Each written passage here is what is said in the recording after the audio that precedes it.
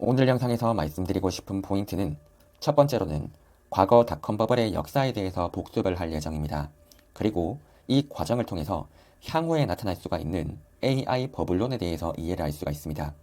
두 번째로는 이 닷컴 버블에 대해서 이해를 했다면 오늘날의 상황은 어떻게 진행이 되고 있는지에 대해서 알아볼 겁니다. 그리고 이 과정에서 지금 단기적으로 가격이 비싼지 저렴한지에 대해서도 알 수 있는 방법론에 대해서도 말씀을 드릴 것이고요. 마지막 세 번째로는 지금 단기적 관점에서 상승과 하락이 조금 반복되고 있는데 이런 식의 상승과 하락을 결정하고 있는 요인들 중에서 유동성이 중요하다라고 주장하는 분들이 있어요. 그래서 이 유동성에 대해서도 조금 더 코멘트를 드려서 단기적인 타이밍에 대한 인사이트를 여러분들에게 드려보고자 합니다. 먼저 이 닷컴 버블의 역사부터 여러분들과 한번 이야기를 드려보도록 하겠습니다. 과거에 1995년도에 마이크로소프트에서 윈도우 95를 개발했습니다. 이때부터 어떤 이슈가 터지느냐? 전 세계에 있는 일반인들도 인터넷을 쓸 수 있게 된 거예요. 그래서 이제는 인터넷의 시대가 온다라고 하면서 인터넷 주식을 매우 구매하려는 욕구가 터졌었고요. 이때 당시에 기업 가치는 어떻게 유지가 되었느냐? 기업 가치가 실적에 기반한 게 아니라 거의 조회수에 기반해서 기업 가치가 만들어졌습니다. 그러니까 이 조회수가 잘 나오는 기업들은 향후에 큰 돈을 벌 수 있을 것이다 라고 하는 기대감들이 강해졌었고, 그래서 매우 많은 사람들이 조회수가 올라가는 것들을 보고 이 회사가 좋은 회사다 라고 하면서 비싸게 가치를 부여했던 것이죠. 그래서 어떤 일들이 발생을 했느냐, 기업들 입장에서는 이렇게 닷컴이 붙어 있는 기업들을 상장을 시키기 시작했었고요. 사람들은 실적이 안 나와도 괜찮았습니다. 그냥 조회수만 늘리기만 하면 이거는 기업 가치가 올라가다 보니까 너도 나도 전 재산을 털어가지고 이런 기업들을 계속해서 사주기 시작했던 거예요. 자, 그러면 여기에서의 본질은 실적보다는 그냥 조회수만 잘 나오면 주가가 올라갔던 상황이었습니다. 그러면 이런 식의 닷컴 버블들은 대체 언제 끝이 나게 되었느냐? 주요 사건들이 있었던 게 1999년도부터 미국은 금리를 매우 급격하게 인상을 하기 시작을 해요. 그래서 2000년도가 되었을 때는 금리가 거의 6%가 넘어가는 사건들이 발생을 했었고요. 기업들 입장에서도 수익보다는 비용이 압도적으로 많이 나오기 시작했습니다. 그러다가 2000년 3월 달에 IT 기업들이 이제는 돈이 없어가지고 부채를 갚지 못한다는 이슈가 터집니다. 즉, 이제부터는 이 기업들이 우리 실적 안 나오고 너희들이 돈 투자 안 하면 우리 파산하겠습니다 라고 하는 이슈가 2000년도 3월 달에 발생했다는 거예요. 자, 그러니까 이 2000년 3월 달부터는 이 기업들 입장에서는 반드시 대출을 받거나 아니면 투자자들한테 돈을 조달을 받아야 되는 상태였어요. 그래서 사람들한테 요청을 하는 거죠. 야, 돈 좀 빌려줘 라고 했더니 이제는 사람들이 돈을 빌려주기가 부담이 되는 거예요. 왜냐? 금리가 일단 높아졌습니다. 1999년도부터 해가지고 금리가 매우 높아지기 시작을 했었고요. 또한 IT 기업들이 이제 돈을 못 갚을 수도 있다는 이슈가 터진 거예요. 그래서 이때부터는 야, 이제는 우리가 실적을 좀 더 봐야 되겠다라고 하기 시작했었고, 그래서 이제부터는 실적이 되는 기업들한테만 돈을 빌려주기 시작을 하는 거죠. 그러다 보니까 실적이 없었던 기업들 있죠. 그러니까 조회수만 바라보고 기업 가치가 올라갔던 이런 기업들은 파산하게 되는 사건들이 이때 당시에 발생을 했다는 겁니다. 자, 그러면 지금이 과거처럼 높은 금리인 상태인가요? 그리고 기업들이 수익보다는 비용이 더 많이 나오는 상태인가요? 그리고 세 번째로 돈이 없어서 부채를 못 갚겠다라고 하는 상태인가요? 이거를 알아봤을 때 이 세 가지의 조건들이 만약에 충족을 한다라고 친다면 지금 나스닥 같은 경우에는 버블일 가능성들이 높은 거죠. 그래서 저는 지금 뭘 하냐면 과거처럼 닷컴 버블인 상태인지를 분석을 해봤는데 높은 금리 상태이냐라고 물어봤을 때 금리는 낮아지고 있는 상태입니다. 그래서 높은 금리 상태는 아니고요. 기업들이 수익보다 비용이 더 많으냐라고 했을 때 여전히 수익이 더 많은 상태입니다. 그러면 2000년도 3월달처럼 돈이 없어서 대출을 땡기고 있느냐, 이 세 번째 사건 있죠. 요 돈이 없어서 대출을 땡긴다, 이 부분에 대해서 이번에 꽤 일치하는 상태가 나온 거예요. 자, 자세하게 한번 말씀을 드려볼게요. 이번에 10월 30일 날 때 어떤 이슈가 있었느냐, 메타의 실적 발표가 되었어요. 그런데 메타 쪽에서 26년도 때 AI 투자를 더 늘리겠다라고 하는 이슈가 나옵니다. 그래서 예상치가 얼마 정도일까를 제가 알아보니까 대략적으로 1000억 달러 정도의 캐펙스 증가가 나타날 것 같아요. 자, 그런데 문제점은 뭐냐면 26년도에 메타의 순이익이 700억 달러 정도로 예상이 되는 거예요. 물론 영업활동 현금 흐름이라고 해서 실제로 벌어들이는 이런 순수 현금 흐름들 있죠. 이거는 조금 더 많겠지만요. 일단 시장에서 걱정하는 거 순이익보다 투자가 더 많은 거예요. 자, 그러면 이걸 보고 두 가지의 시나리오를 떠올릴 수가 있거든요. 첫 번째로는 뭐냐면요. 지금 빅테크 기업들 쪽에서 대출까지 하면서 이제 AI 투자에 올인하고 있는 거예요. 자, 그러면 긍정론은 뭐냐면요. 이제 AI 투자에 대출까지 받아가지고 올인을 하니까 진짜로 크게 성장할 수 있겠다는 거예요. 그러니까 대출까지 받으면 레버리지로 투자를 하는 거예요. 이게 잘 되면 초대박이 나는 거죠. 그래서 메타의 주가가 더 올라가야 된다는 긍정론이 있고요. 부정론은 뭐냐면요. 야, 이렇게까지 대출까지 받아가지고 투자를 하는데 너희들이 AI로 돈을 못 벌면 파산할 수도 있잖아요. 과거의 닷컴버블처럼 대출까지 받아가지고 투자를 했을 때 돈을 못 벌면 파산할 수도 있으니까 이거 너무 무리하는 거 아닌가라고 하는 이슈가 뜬 거고 10월 30일 날에는 부종론이 한번 이슈가 되면서 메타의 주가가 10% 정도가 하락했던 거예요. 자, 그러면 현재 정말로 시장의 생각이 맞느냐라고 하는 부분들에 대해서 분석을 했을 때 이 메타라고 하는 회사는 이번에 어떤 게 이슈가 되었느냐, 3분기 매출이 한 500억 달러 정도가 나왔거든요. 자, 그런데 여기에서 이 메타라고 하는 친구는 광고 매출 원툴 회사인 거예요. 광고 매출이 거의 대부분들이에요. 자, 그러면 지금 이 광고 매출이 원툴인데 순수하게 순이익이 지금 얼마가 나왔느냐? 27억 달러가 나왔습니다. 근데 물론 이 27억 달러 중에서 세금 이슈가 159억 달러가 있기 때문에 세금을 제외하면 186억 달러가 나오고요. 이게 앞으로 성장 없이 지금처럼 돈만 번다라고 가정했을 때 내년에 연간 이익은 대략적으로 750억 달러 정도가 예상이 되는 거예요. 앞으로 연간 실적 740억 달러 정도가 예상이 되는 겁니다. 자, 그러면 26년도 가이던스는 얼마 정도냐? 대략적으로 25년도 대비해서 훨씬 더 많고 빠른 속도로 증가할 거다라고 했거든요. 그러면 대략적으로 한 1000억 달러 정도가 되지 않을까라고 가이던스로 제시하는 기관들이 많았어요. 자, 그러면 우리가 여기에서 봐야 되는 건 무엇이다? 순수하게 영업 현금 흐름이랑 26년도에 투자를 얼마까지 할 거냐, 이 두 가지에 대해서 가지고 오는 겁니다. 26년도에 메타 같은 경우에는 영업활동 현금 흐름이 가장 보수적으로 잡았을 때 그냥 순이익만큼만 번다라고 한다면 700에서 800억 달러 정도의 순이익 정도가 예상이 된다면 투자는 1000억 달러가 될 거니까 마이너스 전환할 수가 있는 거예요. 그러면 이때부터 좋은 거는 대출 받은 거 이상으로 수익이 나오면 됩니다. 수익이 나오면요, 얘는 주가가 거의 더블로 상승할 수도 있을 만큼 좋은 모멘텀이 되겠지만 수익이 안 나오면 이거는 버블이다라고 하는 우려가 생기는 거예요. 그래서 지금 투자자들 입장에서 걱정하고 있는 건 뭐냐면 이런 아마존 같은 회사들이랑 메타 같은 회사들 있죠. 얘네들한테 뭘 말하느냐면 너희들 내년부터는 영업활동 현금 흐름보다 투자가 더 많을 건데 너희들이 이렇게 투자를 많이 하는 것만큼 수익이 나올 거라는 증거를 가지고 와보라는 거예요. 너희가 대출을 받아서 투자를 한다면 이 투자가 실패하지 않을 거라는 증거를 가지고 와보라는 거죠. 여기에서 마이크로소프트와 알파벳 같은 경우에는요, 그래도 현금 흐름들 안에서 투자를 하고 있기 때문에 마소와 알파벳한테는 그래 너희들은 아직까지는 괜찮아 보여, 그래서 너희들은 큰 문제 없어라고 하면서 크게 변동성은 없고 오히려 알파벳 같은 경우에는 큰 폭으로 상승을 했었죠. 그래서 마이크로소프트와 알파벳 자체는 아직까지는 큰 이슈가 아니나 지금 투자 활동에 대해서 크게 하는 회사들한테는 너희가 그 투자가 실패하지 않을 증거들을 가지고 와보라고 이번에 질문을 던진 거예요. 그 이슈가 10월 30일 날이었죠. 그리고 이 질문들에 대해서 아마존은 어떻게 발표를 했느냐, 아마존은 클라우드가 커지고 있다는 증거를 가지고 왔어요. 그러니까 이 클라우드 성장성이 정말로 강력하게 나왔거든요. 그래서 아마존의 답변은 우리 클라우드가 커질 것이고 이걸로 돈 많이 벌 거다라고 답변을 해줬고요. 시장의 반응성은요, 야, 클라우드 산업이라고 하는 것들은 향후에 AI가 커질 때 정말로 돈을 잘 벌 수 있을 것 같은 거예요. 그러니까 아마존 같은 경우에는 주가가 이번에 실적 발표 이후에 큰 폭으로 상승을 했었던 게 이번에 이슈다라고 판단을 하고요.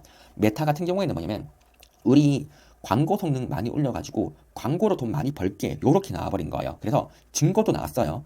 광고 매출이 상승한 거죠. 자, 그러면 시장의 반응은 야, AI로 인해 가지고 광고 매출이 증가한다고? 요거 별론데 라고 하는 모멘텀이 나왔고, 또한 회사채 발행이라고 하는 이슈까지 있으니까 심리가 더욱더 위축이 되면서 메타 같은 경우에는 주가가 폭락을 했다라고 보는 거예요. 그러면 제가 여기에서 말씀드리고 싶은 포인트는 뭐냐면요, 주식시장이 이제부터 본격적으로 실적에 대한 퀄리티까지 신경 쓰기 시작했다는 거예요. 그러니까 과거의 닷컴 버블 속에서 우리는 뭘 걱정을 하고 있냐면요, 과거 닷컴 버블 시기에는 결국에 버블이 터졌던 구간들은 대출 받아서 투자를 할 때까지는 안 터졌어요. 그러니까 여러분들이 인지를 해야 되는 게 지금 당장 영업 흐름보다, 영업 활동 현금 흐름보다 투자 활동이 더 크잖아요.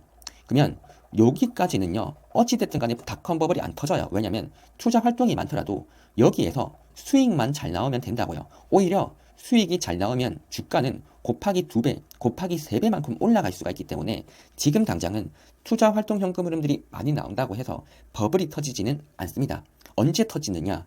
투자 활동 현금 흐름이 매우 많아서 레버리지를 크게 당긴 상태에서 실적이 박살 나버리는 거예요. 그러면 대출을 못 갚고 파산 엔딩이 나오기 때문에 언제 폭락이 터질 것이냐? 앞으로 대출 받아서 많이 투자를 한 다음에 실적이 안 나올 때 버블은 터지는 거예요. 그래서 지금 당장 버블 후기냐라고 한다면 버블 후기는 저는 아니라고 보고 아직까지는 상승뷰가 더 지속이 될 거다라고 하는 관점이고, 이런 관점들을 다 알고 있는 상태에서의 사람들은 너희들 그렇다면 실적이 잘 나올 거냐라고 하는 것들을 물어보기 시작했다는 거죠. 그리고 이렇게 실적에 대해서 물어볼 때 이제는 본격적으로 실적에 대한 퀄리티까지 따져보는 거예요. 아마존 같은 경우에는 클라우드 산업 너희들은 충분히 돈 많이 벌 것 같은데 라고 답변을 해주고 있고, 메타 야 너희들은 광고 매출이잖아, 이거는 경기에 따라서 좋을 수도 있고 나쁠 수도 있다 보니까 이렇게 변동성이 큰데 너희들이 레버리지를 당겨서 투자를 하겠다고. 메타 같은 경우에는 조금 걱정이 되는데 요런 식의 실적에 대한 퀄리티까지 신경을 쓰기 시작한 게 지난주 이슈였다는 거죠. 그래서 여기에 대해서 투자자들의 아이디어가 어떻게 되고 있냐면요, 아이디어 첫 번째로는요, AI 시장 자체가 커진다는 부분들에 대해서는 반박이 불가능해요. 왜냐하면 아마존과 메타 쪽에서 내년도 AI 투자를 더 늘리겠다라고 하고 있고요. 그리고 실제로 AI 주문들이 더 많이 나오고 있고 DRAM 가격들도 크게 상승하는 부분들에서 AI 시장은 더 크게 증가할 겁니다. 그러면 엔비디아와 브로드컴, SK하이닉스, 삼성전자, TSMC 요런 기업들은요 지속적으로 수혜를 볼 거기 때문에 지금 주가가 올라가고 있는 것들은 타당한 거예요. 왜냐? 시장 자체가 커지고 여기에 대해서 직관적으로 수혜를 볼 수 있는 기업들은 이런 기업들이기 때문에 해당 AI 인프라와 관련되어 있는 기업들과 관련된 기술, 소부장들은 주가가 추세적으로 올라간다는 거죠. 그래서 여전히 여러분들이 엔비디아, SK하이닉스, 삼성전자, TSMC를 가지고 있다면 여전히 홀딩하는 것들은 타당하다고 볼 수가 있겠죠. 그리고 아이디어 두 번째로 이 AI를 통해서 돈을 벌 거냐라고 하는 기대에 대해서는 일부 의문점이 나왔다는 것이고, 이런 관점에서 AI를 통해서 돈을 벌고 있는 기업들 있죠. 구글이나 아마존, 메타, 마이크로소프트, 소프트웨어 기업들은 지금 주가가 횡보하거나 차별적인 모습들이 보이고 있다는 거예요. 그러면 저의 생각은 뭐냐? 지금 이 의문점을 제시하면서 일부 기업들은 폭락도 나오고 있습니다. 그러면 저의 생각은 무엇이냐면요, 돈을 못 벌 수도 있다는 기대감에 주가가 폭락하고 있는 기업들 있죠. 여기에서 저평가 기업들이 나올 수가 있는 거예요. 자, 그러니까 잘 생각을 해봐요. 지금 시장은요, 아이디어 2번 있죠. 여기에서 의문점, 돈을 못 벌 수도 있겠는데 라고 하면서 일부 기업들이 실적이 잘 안 나온 것도 아니에요. 실적이 잘 나왔는데 미래 실적은 안 나올 수도 있겠다는 이 걱정 때문에 미리 주가가 빠지고 있는 기업들이 있다고요. 그러면 여기에서 주가가 일부 기업들은 저평가도 나오는 거예요.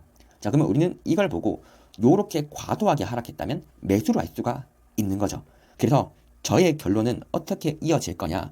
저는 어떤 식으로 투자를 할 거냐면 제 책 내용에서 일부 내용에서 멀티플 이야기에 대해서 코멘트 드린 게 있어요. 그러니까 일단 1차적으로 여러분들이 실적과 멀티플에 대한 개념들은 알아야 되기 때문에 제 책 일부 내용을 읽고 오시고요. 멀티플이 비싸냐 싸냐는요, 뭘로 기준을 잡는다고 했었죠? 최근 5개년에 평균을 바탕으로 해서 멀티플이 싼지 비싼지를 판단한다라고 말했어요. 그러니까 어떤 기업들의 5년 동안의 PER을 가지고 오시고요. 여기에서 평균을 찾아보세요. 그러면 이 평균이 대략적으로 24배일 수도 있겠죠. 그리고 저평가의 기준은 어떻게 찾는다고 했죠? 평균으로부터 마이너스 1 표준 편차일 때 요게 저평가 싸다라고 하는 기준점이 된다고 했어요. 그러면 평균으로부터 마이너스 1 표준 편차가 22배다라고 하면 지금 실적 곱하기 22배를 해보는 거예요. 그러면 이때가 주가가 나오게 되고 이 주가일 때 우리는 매수를 누릴 수가 있다라고 하는 게 제가 주로 사용하는 매매 전략이라고요. 이런 관점을 통해서 저는 일부 기업들에 대해서 분석을 해보는 거예요. 이거는 실제로 제가 멤버십 코멘트로 남겨드렸던 실제 전략들입니다.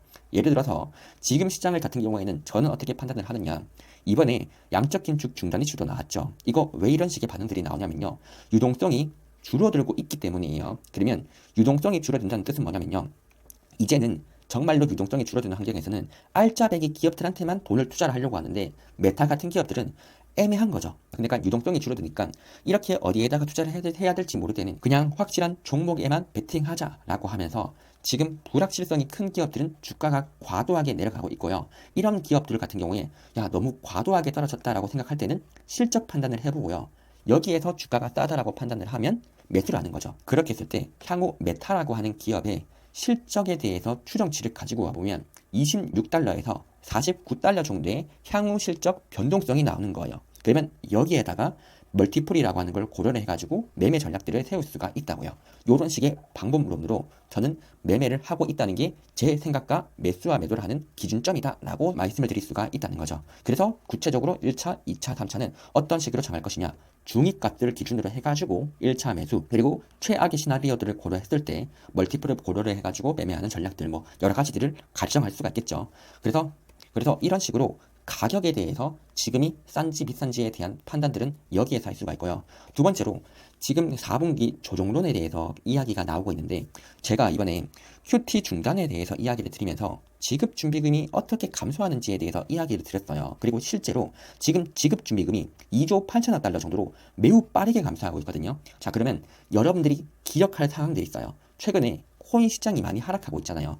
제가 바라보는 관점에서 코인 시장만큼 유동성이 중요한 섹터는 없어요. 그런데 자산 시장의 상승과 하락을 만들어내는 핵심이 지급준비금이라고 할 수 있는데, 이 지급준비금이 빠르게 감소하고 있다고요. 그리고 향후에도 이게 빠르게 감소할 수 있어요. 그러면 1차적으로 생각하시는 분들은 어떻게 생각하느냐, 요 지급준비금이 하락할 거니까 조정이 더 심하게 올 거다, 매도로 하자라고 이야기를 하는 반면에, 이렇게 지급준비금이 떨어지고 나면 한 2조 7천억 달러쯤부터는요, 뭘 할 거냐면요, 연준에서 양적 완화를 실시합니다. 근데 여기서 인지하라고 했어요. 이 양적 완화라고 하는 게 돈을 풀어주겠다가 아니라 문제 없을 만큼 돈을 찍어주겠다는 거예요. 그러니까 문제 없을 만큼만 돈을 만들어주겠다라고 하는 게 이번 전략이라고요.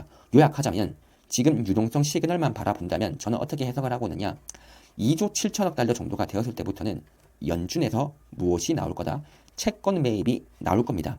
현재 상황은 2조 8,400억 달러 정도이기 때문에 2조 7천억 달러까지는 유동성 축소가 보일 거예요. 대략적으로 제가 보기에 한 요런 흐름들이 한 1주 정도까지는 이어질 수가 있어요. 근데 11월 말쯤부터는 유동성이 조금씩 방출이 될 거거든요. 뭐 TGA 잔고에서도 방출이 될 거고 여러 가지 측면들에서 방출이 될 거기 때문에, 제가 바라보기에는 유동성들이 방출이 되기 시작한다라고 한다면 대략적으로 그냥 2조 7천억 달러 정도가 지급준비금이 되었다, 이쯤부터는 야, 이제는 유동성에서도 악재는 최소한 없어지지 않을까라고 하는 전망이 전 생기는 거예요. 이해되시나요? 그러니까 지금은 유동성이 축소가 되고 있는 방향성들은 맞으나 향후에 2조 7천억 달러 정도가 되면 이제부터는 유동성이 더 축소가 될 거라고 하는 이 악재 자체는 일시적으로 없어질 가능성들이 높다는 거죠. 그러면 악재 자체가 해소가 되니까 주가 입장에서는 조정에 대한 타이밍에 대해서는 뭐 일부 줄어들 수도 있고요. 그리고 지금 연준에서도 걱정하는 포인트가, 지급준비금이 급격하게 줄어들었을 때 금융 안정에다가 위기를 만들어낼 것 같다라고 한다면